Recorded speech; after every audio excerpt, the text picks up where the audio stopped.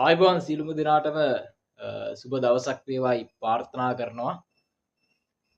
මේ දිනවල විශේෂයෙන්ම ඊයේ දිනේ වන විට මුළු මහත් ශ්‍රී ලංකාවේම අවධානය දිනාගත්ත විශේෂ පූර්තියක් වුණේ ත්‍රිකුණාමල ප්‍රදේශයේ බුදු පිළිමයක් පොලිසිය විසින් එක්තරා අවස්ථාවක පොලිසියට වැඩමවාගෙන ගොස් නැවත පෙරහැරකින් එම විහාර භූමියට රැගෙනීමේ ප්‍රවෘත්තිය.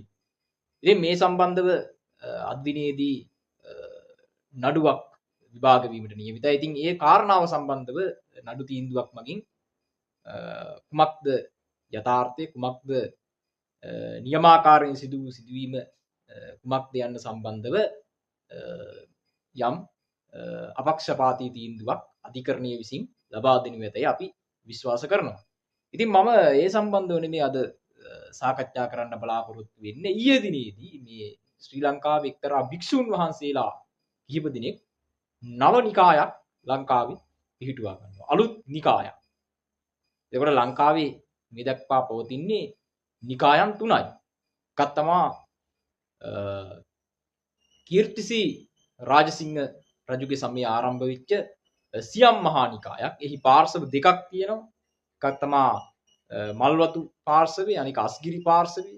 ඊට අමතරව අමරපුර නිකාය සහ ඊටත් පස්සේ රාමඤ්ඤ නිකාය යන නිකායන් තුන තමයි ලංකාවේ බෞද්ධ ශාසනය තේරවාදී බෞද්ධ ශාසනය තුල පවතින නිකාය වර්ග තුන වෙන්නේ.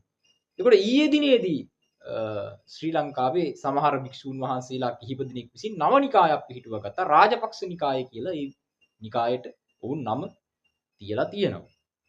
ඉතින් මේ භික්ෂූන් වහන්සේලා මේ ශ්‍රමණ වේශධාරීන් විදිහට අපිට හඳුන්වන්න පුළුවන්. ඉතින් ඔවුන් මේ මොකද්ද කරන්නේ? ඔවුන් තමයි මේ උත්තරීතර විශ්වයේ පවතින විශිෂ්ට දර්ශනයක් වෙන මේ බෞද්ධ දර්ශනයට හානි කරන්නේ මේ ශ්‍රමණ වේශධාරී පිරිස් විසින්. එයි ලංකාවේ ක්‍රිස්තු වර්ෂ 1505න් ආරම්භන ඒ අරාජික ඒ වගේම මේ පෘතුගීසි ලන්දේසි ඉංග්‍රීසි කියන පාලන සමයන් තුල ලංකාවේ බුදුදහම සම්පූර්ණයෙන්ම බිඳ වැටුණා. මොකද බුදුදහම අතීතයේ පටන්ම ලංකාවේ රාජ්‍ය ආගම විදිහට පැවතියා. ඉතින් මේ විදේශ ආක්‍රමණ ලංකාවට එල්ල වෙද්දී රජවරුන්ට යුද්ධ කරනවා විනා බුදුදහමට දෙන්න පුළුවන් සහයෝගය දී ගන්න බැරුව යනවා. ඒ නිසා ලංකාවේ ওই මහනුවර යුගයේ කාලයේ වෙද්දී ලංකාවේ ගණින්නාන්සලා කියලා පිරිසක් බිහි වෙලා හිටියා. වුන් තමයි සම්පූර්ණ මේ විහාරස්ථාන දේපල බුද්ධි විඳින්නේ. ගණින්නාන්සලා